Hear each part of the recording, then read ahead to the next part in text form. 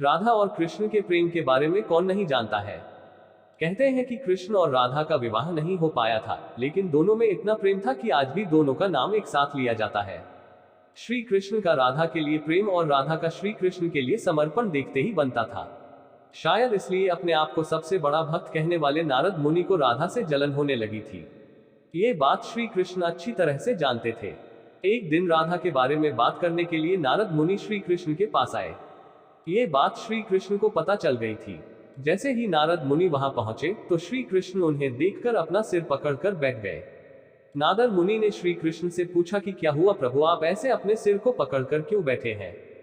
श्री कृष्ण ने कहा, हे नारद मुनि, मेरा सिर दर्द कर रहा है। नारद मुनि ने पूछा, प्रभु इसको दूर करने का उपाय क्या है। तब श्री कृष्ण ने कहा, अगर मैं अपने सबसे बड़े भक्त का चरणामृत पी लूं तो इसे दूर किया जा सकता है।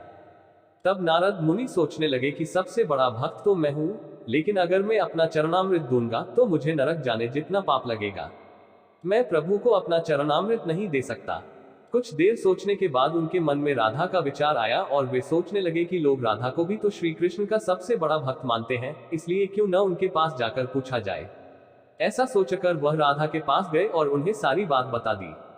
राधा ने जैसे ही सुना, एक बर्तन में अपने पैर धोकर चरणामृत नारद मुनि को देते हुए कहा, हे मुनिराज, मुझे नहीं पता कि मैं उनकी कितनी बड़ी भक्ति हूँ, लेकिन मुझे ये पता है कि श्री कृष्ण को अपना चरणामृत देने से मुझे नरक में जाने जितना पाप लगेगा और मुझे नरक जितनी यातना सहन करनी पड़ेगी।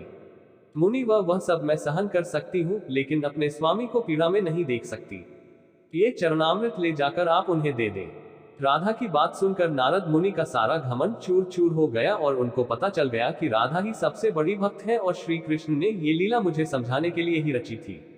जब नारद मुनि राधा के पास से वापस आ रहे थे तो उनके मुख से केवल राधा के नाम की ही धुन सुनाई दे रही थी।